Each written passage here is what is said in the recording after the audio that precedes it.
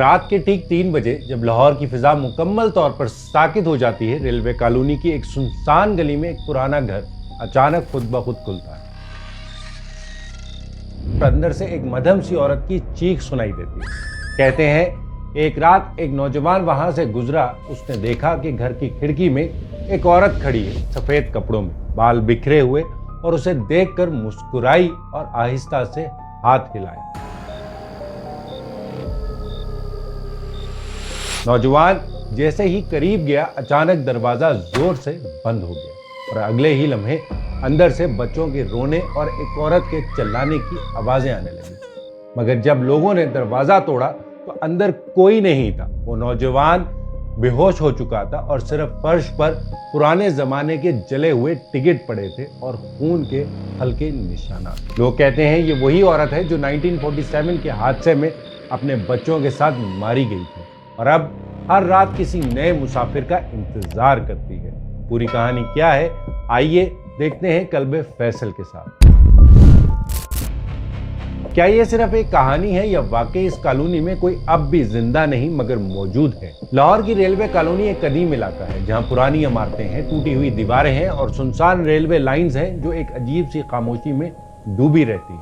ये जगह Lahore railway station के बिल्कुल करीब वाक़या है और 1947 की तकसीम के बाद रेलवे मुलाजमीन के लिए बनाई गई थी। मगर इस खामोशी के पीछे एक ऐसी तारीख छुपी है जिसकी गूंज आज भी इस फिजा में सुनाई देती है। बताया जाता है कि तकसीम के दौरान यह खून बहा, चीखें गूंजी और कई जिंदगियां अचानक खत्म हो गई। मगर शायद वो कहानियां आज भी खत्म नहीं हुई। कहानी शुरू होती है 1947 की एक सर्द रात, जब बरतानवी दौर के आखिरी सर्विसेज रेलवे की चल रही थी और लोग अपने खानदानों के साथ हिजरत के खौफ और उम्मीद की किरण लेकर ट्रेन में सफर कर रहे थे। मगर उस दौरान कई खौफनाक हादसा पेश आए। एक ट्रेन जो इस कॉलोनी के करीब से गुजर रही थी अचानक हादसे का शिकार हो गई। कहा जाता है कि उसमें कई लोग वहीं मारे गए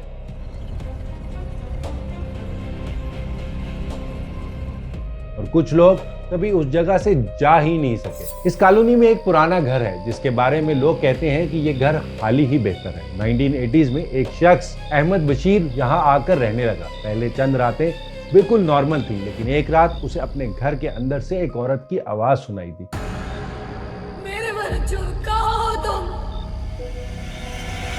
वो आवाज ऐसी थी जैसे कोई माँ अपने बच्चों को ढूंढ रही हो, मगर घर में ऐसी कोई औरत मौजूद नहीं थी। साल 2000 एक नौजवान इमरान इस घर के करीब रहता था। एक रात तकरीबन 1:30 बजे वो अपने दोस्तों के साथ बैठा था कि अचानक किचन से बर्तनों के गिरने की आवाज आई। वो भागकर अंदर गया, मगर सब कुछ अपनी जगह पर था।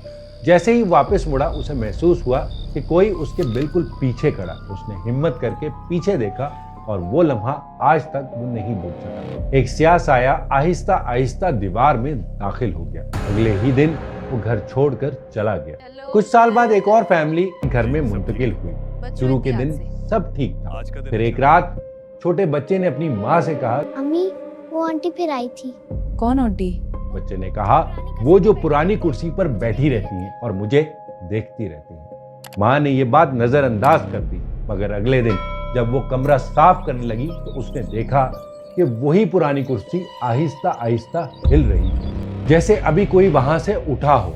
और उसने वहां पर एक बूढ़ी औरत के कुछ बाल गिरे भी देखे। वक्त गुजरता गया और एक नया खानदान इस घर में आकर रहने लगा। उनकी छोटी बेटी ने एक दिन कहा कि अम्मी मेरी गुड़िया खुद चलती है। अम्मी मेरी गुड़िया खुद चलती है। सब हंस दिए, मगर एक रात बाप ने खुद देखा कि वो गुड़िया फर्श पर आहिस्ता आहिस्ता हरकत कर रही। ये देखकर उसने फौरन वो गुड़िया घर से बाहर फेंकी, मगर उसी रात वही गुड़िया दोबारा बेटी के कमरे में मौजूद थी।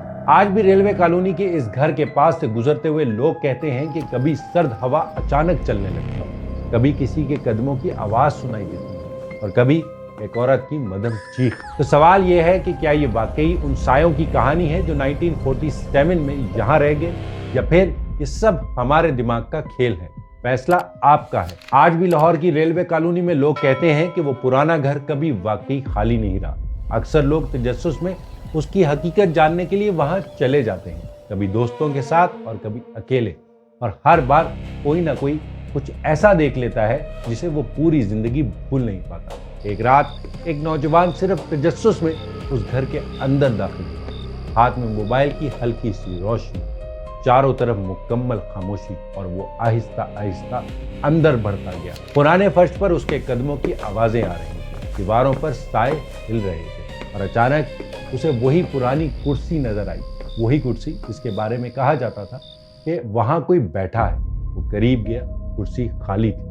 उसने गहरी सांस ली और जैसे ही वो पीछे मुड़ा, कुर्सी आहिस्ता आहिस्ता खुद ब खुद हिलने लगी। उसके हाथ कांपने लगे, मगर असल खौफ अभी बाकी था, क्योंकि उसके मोबाइल की रोशनी में उसकी अपनी परछाई के साथ एक और साया भी नजर आ रहा था जो उसके पीछे खड़ा था। मगर जब उसने पलट कर देखा, वहां कोई नहीं, और फिर अचानक उसके कान के बिल्कुल करीब एक मध्यम सी आवाज आई, मेरे बच्चों को देखा है?